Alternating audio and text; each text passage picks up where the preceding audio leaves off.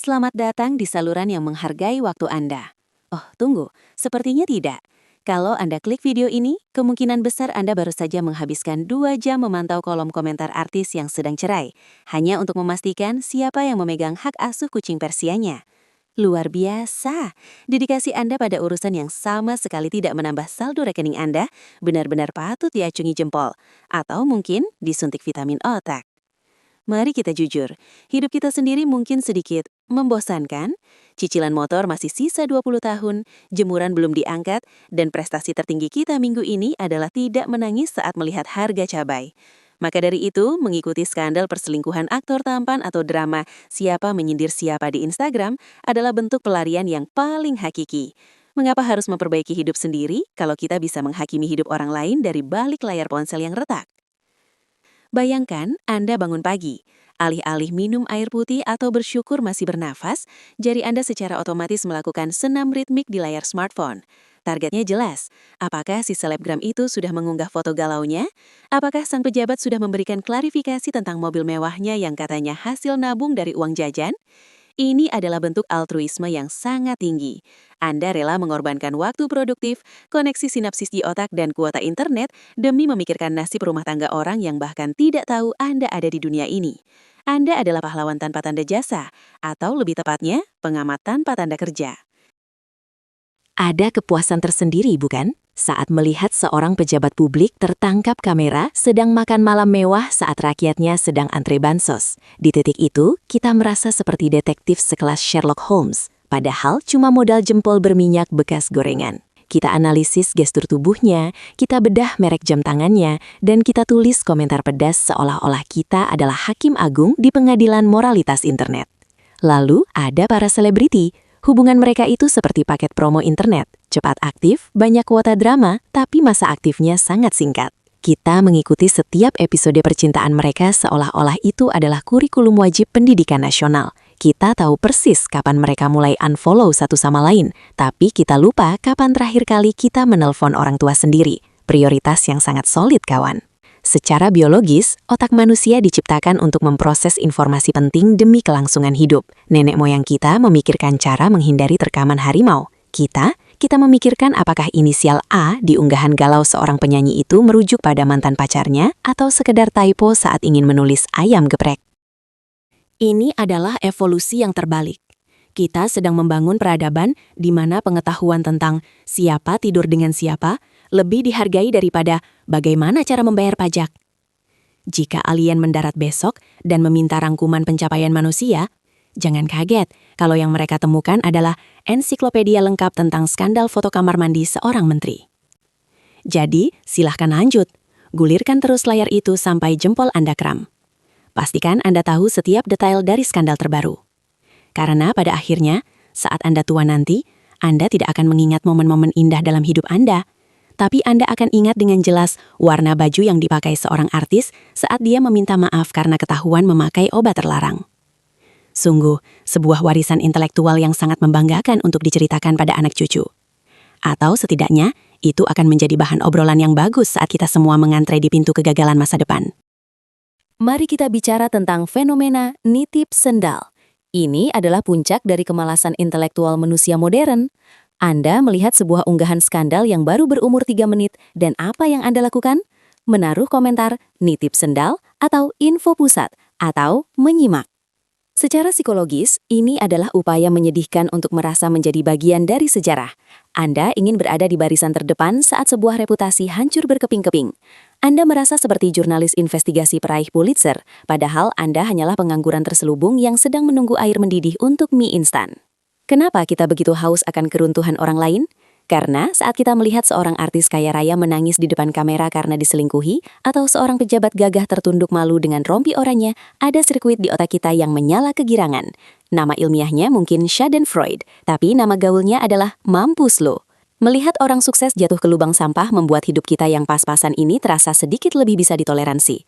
Ah, dia kaya, tapi istrinya lari. Atau, dia pejabat, tapi anaknya masuk penjara. Selamat, Anda baru saja membius diri sendiri dengan kegagalan orang lain agar lupa bahwa Anda sendiri belum mandi sejak kemarin.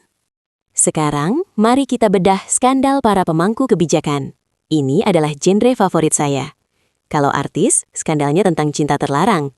Kalau pejabat, skandalnya tentang anggaran terlarang yang dipakai untuk cinta terlarang. Sebuah crossover yang sangat ambisius. Pernahkah Anda perhatikan pola permintaan maaf mereka? Selalu ada template-nya. Pakai baju putih bersih, simbol kesucian yang dipaksakan, lalu membawa nama Tuhan dalam setiap kalimat. Seolah-olah Tuhan sedang tidak sibuk mengurusi tata surya dan lebih tertarik pada skandal gratifikasi mereka. Dan kita melahapnya mentah-mentah. Kita menonton video durasi 10 menit yang isinya hanya potongan foto diam dengan musik latar yang sangat dramatis dan narasi suara robot yang salah menyebutkan gelar pendidikan. Kita menghabiskan waktu berjam-jam berdebat di Twitter atau TikTok tentang siapa yang lebih korup, seolah-olah ada piala untuk koruptor paling kurang ajar tahun ini. Kita menjadi ahli hukum dadakan, ahli gestur mikro, dan ahli spiritual hanya dalam satu malam. Hebat sekali. Jika energi ini digunakan untuk belajar bahasa asing, mungkin sekarang Anda sudah bisa memesan kebab di Turki tanpa bantuan Google Translate. Jangan salahkan diri Anda sepenuhnya. Salahkan juga algoritma. Mesin-mesin pintar di Silicon Valley itu tahu bahwa otak purba kita lebih tertarik pada siapa yang selingkuh di hotel mana, daripada bagaimana cara kerja fusi nuklir. Setiap kali Anda klik satu video gosip, algoritma akan berbisik. Oh, Anda suka sampah ini saya punya satu truk sampah lagi untuk Anda. Dan tiba-tiba, beranda Anda penuh dengan wajah-wajah orang yang tidak Anda kenal, tapi Anda tahu persis masalah dalam rumah tangganya. Ini adalah penjara tanpa jeruji. Anda tidak dipaksa masuk. Anda masuk sendiri dengan sukarela sambil memegang power bank. Kita adalah budak dari rasa ingin tahu yang salah arah. Kita tahu harga tas mewah istri pejabat sampai ke angka desimalnya. Tapi kita tidak tahu berapa bunga deposito di bank kita sendiri. Mungkin karena saldonya memang tidak ada gunanya untuk dihitung bunga. Lalu ada para selebriti yang menjadikan skandal sebagai strategi pemasaran. Mereka bertengkar di publik, saling bongkar aib, lalu minggu depannya merilis lagu baru atau jualan produk pelangsing. Dan Anda, penonton setia yang budiman, merasa telah menjadi bagian dari perjuangan hidup mereka. Anda membela salah satu pihak seolah-olah itu adalah anggota keluarga Anda yang dizalimi. Anda menulis paragraf panjang di kolom komentar untuk mendukung tim istri sah atau tim mantan tersakiti. Bayangkan betapa lucunya ini, Anda berdarah-darah membela mereka di media sosial, sementara mereka sedang duduk di lounge eksekutif, tertawa melihat angka engagement yang naik, dan memesan sampahnya seharga gaji bulanan Anda. Anda memberikan mereka atensi, yang dalam ekonomi digital berarti Anda memberikan mereka uang. Jadi secara teknis, Anda sedang bekerja lembur tanpa bayaran untuk memperkaya orang yang sudah kaya dengan cara mengonsumsi penderitaan yang mungkin saja buatan mereka. Selamat atas promosi jabatan Anda sebagai relawan penambah kekayaan selebriti. Bagaimana? Apakah Anda merasa cukup tertampar? Saya bisa terus melanjutkan ini sampai kita mencapai level sarkasme yang bisa membuat layar ponsel Anda retak sendiri. Pernahkah Anda merasa lelah setelah 2 jam menonton video klarifikasi yang isinya hanya permintaan maaf basa-basi? Itu bukan lelah fisik, kawan. Itu adalah sel-sel otak Anda yang sedang melakukan aksi bunuh diri massal karena merasa tidak lagi dibutuhkan.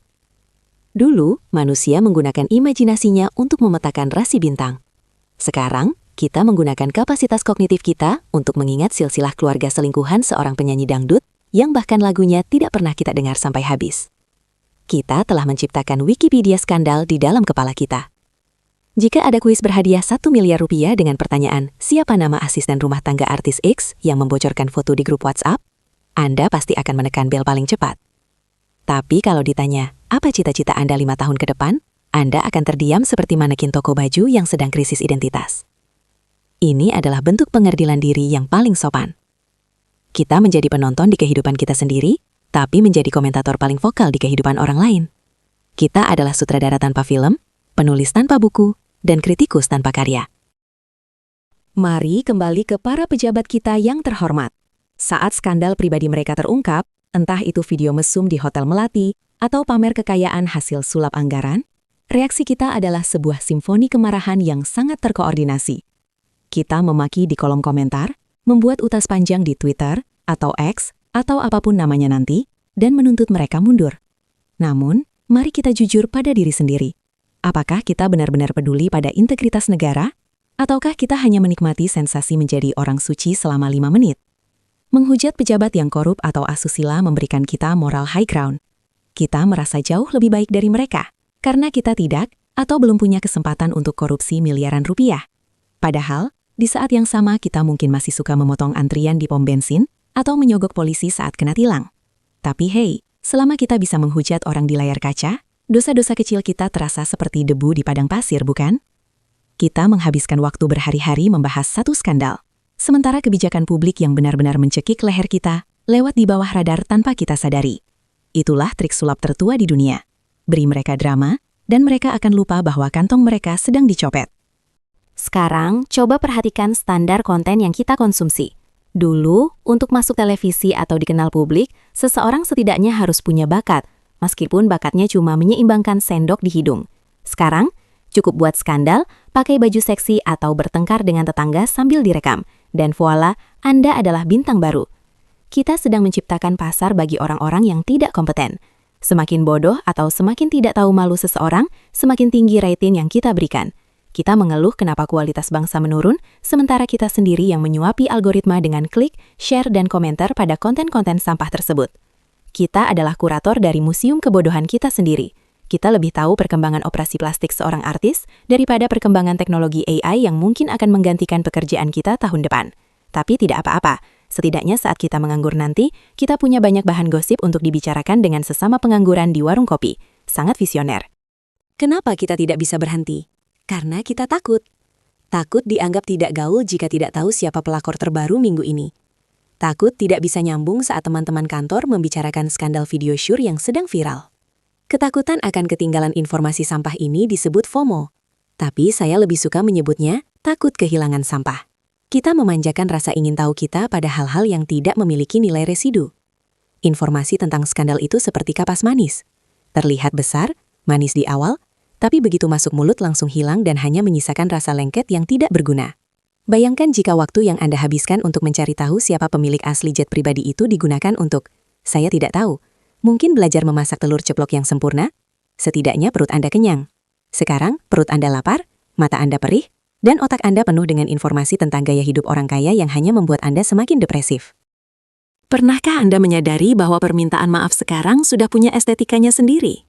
Begitu skandal meledak, entah itu ketahuan selingkuh, menghina profesi tertentu, atau terciduk korupsi, langkah selanjutnya bukanlah merenungi dosa, melainkan menyiapkan set kamera. Kita sekarang hidup di era di mana permintaan maaf adalah sebuah genre konten. Harus ada sofa berwarna netral, wajah yang dibuat pucat, mungkin pakai bedak 2 tingkat di bawah warna asli, mata yang sedikit sembab, bisa dibantu dengan irisan bawang atau sekadar acting level kelurahan, dan tentu saja, judul video dengan huruf kapital semua yang berbunyi, "Saya hilaf, klarifikasi dan permintaan maaf." Dan kita, sebagai penonton yang setia sekaligus menyedihkan, duduk manis menonton video berdurasi 20 menit itu. Kita bahkan menonton iklan yang muncul di tengah-tengah video permintaan maaf tersebut. Bayangkan, seorang pejabat minta maaf karena merugikan negara, tapi dia masih sempat-sempatnya mendapatkan uang dari iklan sabun cuci muka di tengah videonya. Ini adalah lingkaran setan kapitalisme yang paling lucu. Kita dibohongi, kita menonton permintaan maafnya, dan kita secara tidak langsung membiayai liburan mereka selanjutnya melalui AdSense. Jenius sekali, bukan? Mari kita bicara tentang Anda, wahai netizen yang terhormat. Anda merasa memiliki kekuatan Tuhan di ujung jari. Begitu ada skandal, Anda langsung berubah menjadi detektif digital. Anda menelusuri unggahan Instagram korban atau pelaku hingga ke tahun 2012. Anda menemukan foto mereka sedang makan bakso dan memberikan analisis. Lihat caranya memegang sendok. Sudah terlihat bakat pengkhianatnya sejak dini. Luar biasa. Badan Intelijen Negara, BIN, mungkin harus merekrut Anda semua sebagai agen lapangan. Namun mari kita lihat sisi gelapnya. Kita begitu cepat menghakimi, seolah-olah hidup kita sendiri seputih kertas HVS yang baru keluar dari bungkusnya. Kita menghancurkan reputasi orang dalam satu malam, lalu setelah itu kita tidur dengan nyenyak tanpa merasa bersalah. Besoknya, saat ada skandal baru, kita pindah ke target berikutnya dengan kegesitan seekor monyet yang berpindah dahan. Kita tidak peduli pada kebenaran, kita hanya peduli pada sensasi bahwa kita lebih benar daripada orang yang sedang viral. Lalu ada fenomena room tour atau unboxing barang mewah dari para selebriti dan anak pejabat. Kita menonton video tentang rumah yang memiliki 15 kamar mandi, padahal kita sendiri harus antre kalau mau buang air di pagi hari. Kenapa kita menontonnya? Apakah untuk motivasi? Omong kosong. Menonton orang pamer kekayaan saat kita sendiri sedang menghitung koin untuk beli kuota adalah bentuk masokisme digital. Kita ingin tahu merek tasnya, harga jam tangannya, hingga jenis keramik di kolam renangnya. Informasi ini benar-benar sampah untuk otak kita. Apa gunanya tahu bahwa seorang anak pejabat punya koleksi mobil mewah senilai APBD satu kecamatan? Apakah itu akan membuat nasi yang Anda makan jadi lebih pulen? Tidak, itu hanya akan membuat Anda merasa semakin kecil, semakin gagal, dan semakin dendam. Tapi besok Anda akan tetap mengklik video serupa, karena rasa penasaran Anda lebih besar daripada rasa harga diri Anda. Bagi banyak orang, mengikuti gosip sudah menjadi ritual harian yang lebih konsisten daripada ibadah. Kita lebih hafal jadwal sidang perceraian artis daripada jadwal pemungutan sampah di lingkungan sendiri. Kita punya grup-grup WhatsApp yang isinya hanya berbagi screenshot skandal. Kita telah menuhankan informasi yang tidak relevan. Kita merasa hidup kita berisi kalau kita tahu rahasia orang lain. Padahal, itu hanyalah ilusi. Anda sedang mengisi tangki otak Anda dengan air kotor dan berharap mesinnya bisa berjalan kencang. Coba Anda berhenti mengikuti semua akun gosip selama 1 minggu saja. Apa yang terjadi? Dunia tidak akan kiamat, langit tidak akan runtuh. Justru sebaliknya, Anda mungkin akan tiba-tiba punya waktu untuk membaca buku, belajar keterampilan baru, atau setidaknya menyadari bahwa tembok kamar Anda sudah mulai berjamur dan perlu dicat ulang. Mari kita bicara jujur. Jika ada olimpiade untuk kategori mengetahui hal-hal yang tidak berguna, bangsa kita mungkin akan menyapu bersih semua medali emas, perak, hingga perunggu. Kita memiliki kapasitas memori yang luar biasa untuk mengingat siapa saja mantan pacar seorang aktor, tapi mendadak amnesia saat ditanya siapa nama wakil rakyat yang seharusnya mewakili kita di parlemen. Ini adalah bentuk penurunan IQ yang terjadi secara sukarela. Kita secara sadar memberikan ruang di otak kita yang seharusnya bisa dipakai untuk belajar tentang investasi, teknologi, atau minimal cara memperbaiki keran bocor untuk menyimpan data tentang skandal perselingkuhan yang polanya itu-itu saja. Otak manusia itu seperti hard disk. Kalau Anda mengisinya dengan ribuan jam video grebek rumah artis dan klarifikasi skandal pejabat, jangan heran kalau saat disuruh berpikir kritis, sistemnya langsung error atau muncul tulisan blue screen of death. Kita sedang berevolusi menjadi makhluk yang hanya bisa bereaksi terhadap warna-warna cerah dan suara teriakan di media sosial. Benar-benar sebuah pencapaian evolusioner yang membuat Charles Darwin mungkin ingin merevisi teorinya sambil menangis di pojokan. Ada satu fenomena lucu. Netizen kita seringkali lebih cepat menemukan alamat rumah tersembunyi seorang pejabat yang ketahuan korupsi daripada aparat penegak hukum itu sendiri. Hanya modal pantulan di kacamata hitam dalam sebuah foto, netizen bisa tahu di koordinat mana foto itu diambil, jam berapa, dan apa merek parfum yang dipakai orang di latar belakang. Kemampuan detektif ini sebenarnya luar biasa. Bayangkan jika energi ini digunakan untuk melacak kebocoran data nasional atau mencari solusi atas kemacetan. Tapi tidak, kita lebih memilih menggunakan bakat FBI jalur dalam ini untuk mencari tahu apakah seorang selebgram benar-benar hamil atau hanya kebanyakan makan seblak. Kita merasa bangga saat berhasil membongkar sebuah aib. Kita merasa seperti pahlawan keadilan digital. Padahal setelah aib itu terbongkar, hidup kita tetap sama. Harga beras tidak turun, gaji tidak naik, dan gebetan tetap tidak membalas pesan kita. Kita hanyalah detektif di dunia fantasi yang sedang merayakan kemenangan kosong di atas penderitaan orang lain. Mari kembali ke para abdi negara kita yang seringkali lebih mirip abdi konten. Pernahkah Anda merasa bahwa setiap kali ada kebijakan yang merugikan rakyat, tiba-tiba muncul sebuah skandal besar dari kalangan artis atau pejabat itu sendiri yang seolah-olah menghisap semua perhatian? Ini adalah strategi klasik, panem et circenses, atau roti dan pertunjukan. Bedanya sekarang rotinya tidak ada, tinggal pertunjukannya saja yang diperbanyak. Kita disuguhi drama kehidupan pribadi mereka agar kita tidak punya waktu untuk bertanya, omong-omong, kemana perginya dana subsidi itu? Kita menjadi penonton yang terlalu fokus pada kancing baju sang pejabat yang lepas saat dia tertangkap kamera, sampai lupa bahwa dialah yang baru saja melepaskan hak-hak ekonomi kita. Kita lebih asyik membahas siapa selingkuhan bapak itu, daripada kemana anggaran jembatan itu. Mereka tertawa di atas panggung, sementara kita bertengkar di kolom komentar tentang moralitas mereka. Sungguh sebuah simfoni kebodohan yang sangat harmonis. Selamat, Anda sekarang secara resmi adalah penghuni tetap penjara digital. Berkat algoritma, Anda tidak akan pernah melihat hal lain selain apa yang Anda cari. Sekali Anda mengklik berita tentang skandal perselingkuhan pilot dan pramugari, maka selama sebulan penuh, seluruh lini masa Anda akan berisi video-video serupa. Anda akan merasa bahwa dunia ini isinya hanya orang selingkuh, orang jahat, dan drama. Anda mulai kehilangan kepercayaan pada kemanusiaan, padahal yang sebenarnya terjadi hanyalah ponsel Anda yang terus-menerus menyuapi Anda dengan sampah yang sama karena Anda memang suka memakannya. Kita kehilangan perspektif. Kita merasa skandal tersebut adalah pusat alam semesta. Padahal di luar sana, ada orang yang sedang menemukan obat penyakit mematikan, ada yang sedang membangun roket ke Mars, dan ada yang sedang berusaha menyelamatkan lingkungan. Tapi berita itu membosankan, bukan? Tidak ada bumbu orang ketiga atau video durasi 19 detiknya.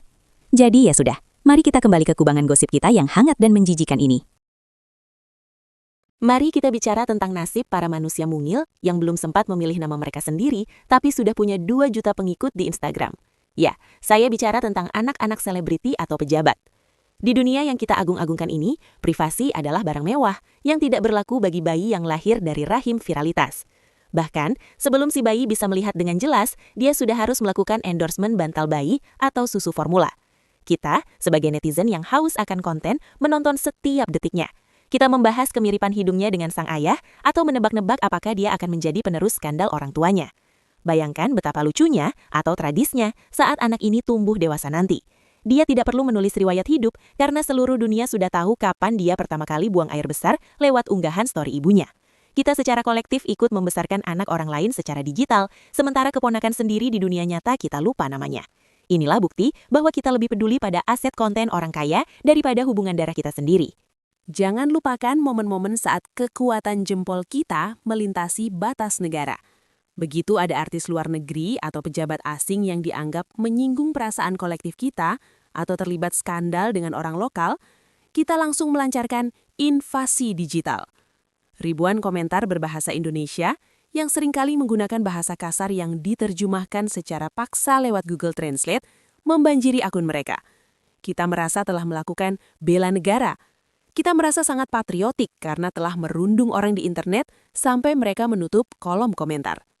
Padahal, di mata dunia, kita bukan terlihat seperti pejuang, melainkan seperti sekumpulan orang yang tidak punya pekerjaan dan terlalu banyak waktu luang.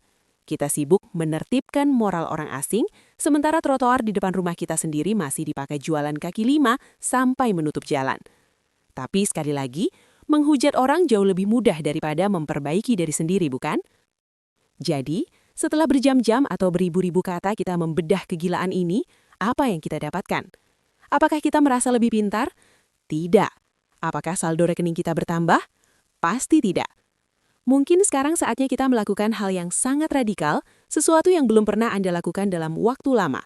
Menaruh ponsel Anda dan mulailah menjalani hidup Anda sendiri. Berhentilah menjadi penonton di teater kehidupan orang yang bahkan tidak akan sudi meminjamkan Anda uang Rp1.000 saat Anda butuh. Berhentilah memikirkan siapa yang tidur dengan siapa yang korupsi berapa, atau siapa yang pura-pura bahagia di kamera. Karena pada akhirnya, semua drama itu adalah kebisingan yang dirancang untuk membuat Anda tetap diam, tetap miskin, dan tetap bodoh. Jadilah tokoh utama dalam hidup Anda sendiri. Bangunlah skandal Anda sendiri.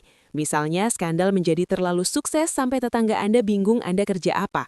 Atau, skandal menjadi terlalu pintar sampai Anda tidak lagi tertarik pada gosip artis. Itulah jenis skandal yang saya rekomendasikan. Terima kasih telah menemani saya menyelami samudra sarkasme ini. Jika Anda merasa tersinggung, bagus. Itu artinya masih ada sisa-sisa kesadaran di otak Anda. Jika Anda merasa terhibur, itu lebih berbahaya, karena artinya Anda sudah mulai menikmati kehancuran intelektual ini. Apapun itu, sampai jumpa di skandal berikutnya. Atau mungkin, sampai jumpa di perpustakaan. Tapi jujur saja, kita semua tahu Anda akan kembali membuka akun gosip setelah video ini selesai. Selamat menikmati kekosongan.